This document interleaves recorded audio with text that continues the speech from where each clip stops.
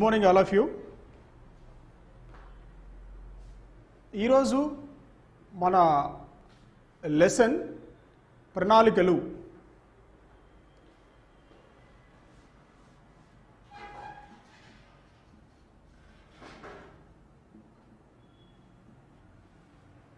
ప్రణాళికలు ప్లాన్స్.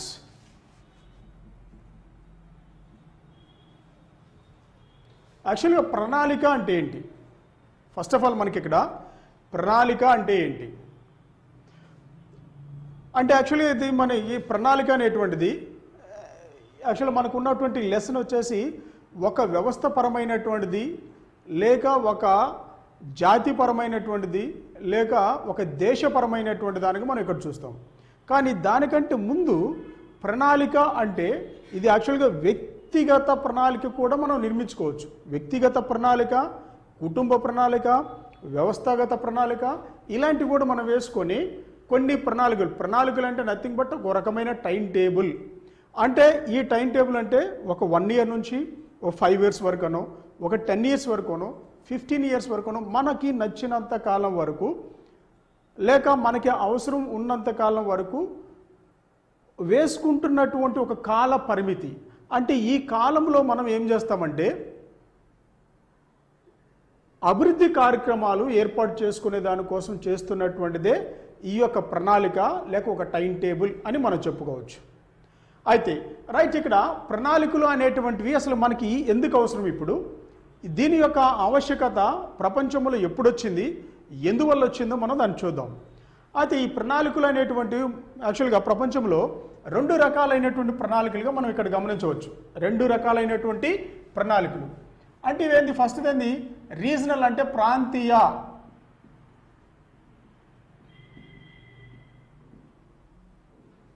ప్రణాళికలు, దాన్ని రీజనల్ ప్లాన్స్ అంటారు.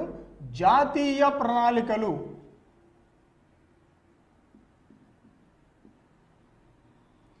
అంటే నేషనల్ ప్లాన్స్. అంటే మనకి వాస్తవానికి ప్రపంచంలో మొట్టమొదటిసారిగా ప్రణాళికని 2 రకాలుగా వాళ్ళు డివైడ్ చేసి లేక విభజించి చెప్పడం జరిగింది. అవే ప్రాంతీయ ప్రణాళికలు, జాతీయ ప్రణాళికలు.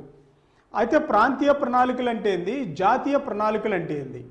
అంటే ప్రాంతీయ ప్రణాళికలు అంటే ఒక ప్రాంతానికి సంబంధించినటువంటి అభివృద్ధి కార్యక్రమాల నిర్వహణ కోసం కొంతకాలం వరకు ఆ కార్యక్రమాల అభివృద్ధి కోసం చేస్తూ ఉన్నటువంటి కొన్ని కార్యక్రమాలని ప్రాంతీయ ప్రణాళికలని మనం చెప్పుకోవచ్చు. జాతీయ ప్రణాళికలు అంటే ఏంటంటే ఒక ప్రాంతం కాకుండా కొన్ని ప్రాంతాల కలయికతో ఏర్పడినటువంటి ఒక జాతి కానీ లేక ఒక దేశము కానీ, అంటే కేంద్రీకృతమై ఉన్నటువంటి ఈ యొక్క ప్రాంతానికి ఒక రకమైనటువంటి అభివృద్ధి కార్యక్రమాల నిమిత్తమై కొంత ప్రణాళికలు, కొన్ని రకాలైనటువంటి ప్రణాళికలు వేసుకొని అభివృద్ధి చేసేటువంటి దాన్ని జాతీయ ప్రణాళికలు అంటాం.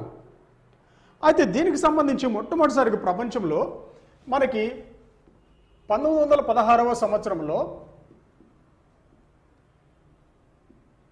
అమెరికా దేశంలో మొట్టమొదటిసారిగా ఏం చేశారంటే ప్రాంతీయ ప్రణాళికల్ని అమలు చేయటం జరిగింది. అమెరికాలో 7 రాష్ట్రాలలో ప్రాంతీయ ప్రణాళికలను అమలు చేయటం జరిగింది. అంటే అమెరికాలో ఎందుకు చేశారు అంటే అమెరికా దేశంలో ఈ 7 రాష్ట్రాలు కూడా వాళ్ళు తీసుకున్నటువంటి కొన్ని అంశాల మీద వాళ్ళు అప్పుడు ప్రయోగాలు చేయడం జరిగింది. అవి కూడా ఏంటంటే ఫర్ ఎగ్జాంపుల్ మనకి అక్కడ విద్యుత్తుకు సంబంధించినటువంటి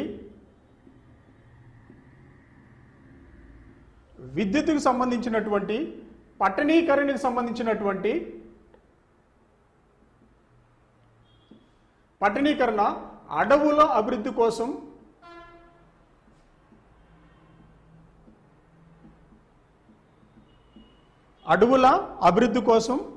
తర్వాత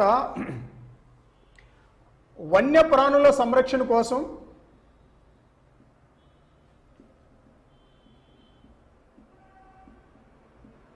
మొదలైనటువంటి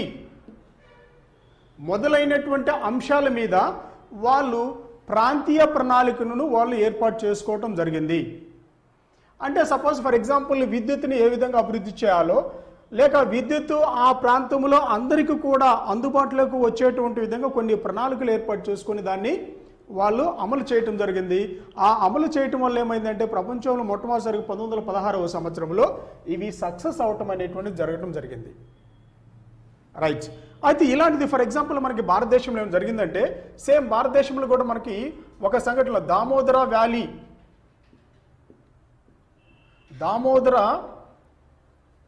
valley project. Damodara valley project వచ్చేసి ఇది భారతదేశంలో, అంటే ఈ ప్రాజెక్ట్ ఏంటంటే వాటర్కి సంబంధించినటువంటిది అనమాట. వాటర్కి సంబంధించినటువంటి ఈ ప్రాజెక్ట్ని ఏం చేశారంటే ఇక్కడ కూడా ప్రాంతీయ ప్రణాళికలు, అంటే అమెరికాలో ఇలాంటి ప్రణాళికలు అమలు చేయటం ద్వారా అవి అభివృద్ధి చేయటం, లేక అవి సక్సెస్ అవటం వల్ల భారతదేశంలో కూడా, అంటే దామోదర వ్యాలీ ప్రాజెక్ట్ ఎక్కడ ఉంది మనకి భారతదేశంలో అంటే ఇది వెస్ట్ బెంగాల్లో ఉన్నటువంటి ఈ ప్రాజెక్టుని కూడా దామోదర వ్యాలీ ప్రాజెక్టు ద్వారా ప్రాంతీయ ప్రణాళికలు అమలు చేసి ఇక్కడ కూడా మనం సక్సెస్ అవటం జరిగింది. రైట్. అంటే ప్రాంతీయ ప్రణాళికలు జాతీయ ప్రణాళికలుగా రెండుగా విభజించబడినటువంటి ఈ యొక్క ప్రణాళికలు మొట్టమొదటిసారిగా ప్రాంతీయ ప్రణాళికలు అమెరికాలో సక్సెస్ అయితే తర్వాత అమెరికాలోని కాదు ఇతర దేశాల్లో కూడా దాన్ని వాళ్ళు అమలు చేసుకోవడం జరిగింది. తర్వాత మనకి భారతదేశంలో దామోదర వ్యాలీ ప్రాజెక్టులో కూడా అలాంటి ప్రాంతీయ ప్రణాళికల్ని అమలు చేయడం ద్వారా ఇక్కడ కూడా మనకి సక్సెస్ అవ్వడం జరిగింది. అయితే దీని తర్వాత మనకి 1928వ సంవత్సరంలో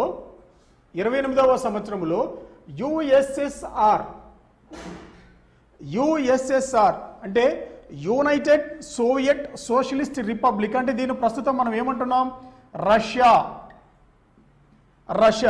అంటే ఈ దేశం ఏం చేసిందంటే మొట్టమొదటిసారిగా 1928వ సంవత్సరంలో జాతీయ ప్రణాళికలను అమలు చేయటం జరిగింది. 1928 సంవత్సరంలో రష్యా దేశం జాతీయ ప్రణాళికలను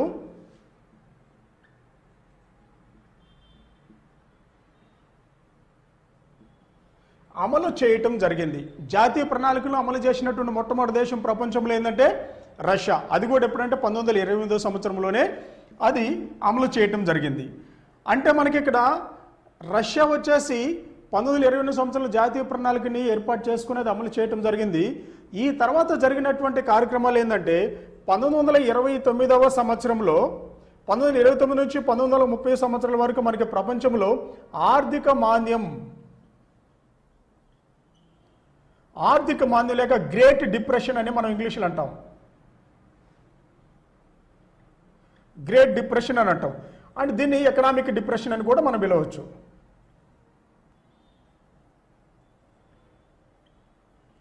అంటే ఆర్థిక మాంద్యం జరగటం జరిగింది. ఆర్థిక మాంద్యం అంటే ఇక్కడ నథింగ్ బట్ ఏంటంటే ధరలు విపరీతంగా పెరిగిపోవటాన్ని ఇక్కడ ఆర్థిక మాంద్యం మనం చెప్పుకోవచ్చు. అంటే ఇది ఎక్కడ అమెరికా దేశంలో ఆర్థిక మాంద్యం అనేటువంటి రావడం జరిగింది. ఈ ఆర్థిక మాంద్యం జరగడం వల్ల ఏమైందంటే ప్రపంచంలో ఉన్నటువంటి అన్ని దేశాల ఆర్థిక వ్యవస్థలు మొత్తం కూడా ఒక్కసారిగా కొలాప్స్ అవడం జరిగింది. దాంట్లో భారతదేశం కూడా ఒకటి. అంటే అప్పటికి మనకి బ్రిటిష్ ఇండియా అని ఉంది. 1929-30 అంటే బ్రిటిష్ ఇండియాగా ఉన్నటువంటి మన దేశంలో కూడా ఆర్థిక వ్యవస్థ కుప్పకూలిపోయినటువంటి పరిస్థితులు ఏర్పడటం జరిగింది. అయితే ఒక్క రష్యా తప్ప 1929-30 సంవత్సరాల్లో ఒక్క రష్యా తప్ప ప్రపంచంలో ఉన్నటువంటి అన్ని దేశాలు కూడా ఆర్థిక మాంద్యానికి గురైన ఆర్థిక సమస్యలను ఎదుర్కొన్నటువంటి దేశాలుగా మనం చెప్పుకోవచ్చు. కానీ రష్యా మాత్రం అలా లేదు. అయితే రష్యా ఎందుకు లేదు అలాగంటే రష్యా అప్పటికి పంచవర్ష ప్రణాళికలు అనేటువంటి విధానాన్ని, అంటే ఇక్కడ మనం చెప్పాం కదా జాతీయ ప్రణాళికలను వాళ్ళు రూపొందించుకోవడం జరిగింది. జరుగుతుంది. ఈ జాతీయ ప్రణాళికల వాళ్ళు ఏమంటారంటే పంచవర్ష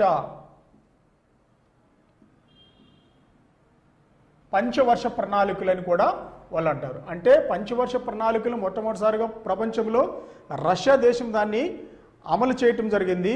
ఈ అమలు చేసినటువంటి పంచవర్ష ప్రణాళికల నుంచి ప్రపంచంలో ఉన్నటువంటి మిగిలిన దేశాలన్నీ కూడా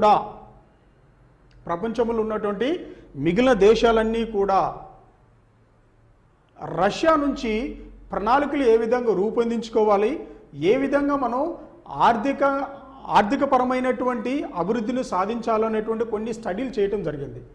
ఆ తర్వాత నుంచి ప్రపంచంలో ఉన్నటువంటి అన్ని దేశాలు కూడా ఇలాంటి పంచవర్ష ప్రణాళికలు, లేకపోతే వార్షిక ప్రణాళికలు అనేటువంటివి, లేకపోతే దీర్ఘకాలిక ప్రణాళికలు అనేటువంటి వాళ్ళు సొంతగా ఆ ప్రాంతాల పరిస్థితులు లేక ఆర్థిక పరిస్థితులను బట్టి వాళ్ళు ఏర్పాటు చేసుకోవడం జరిగింది. రైట్.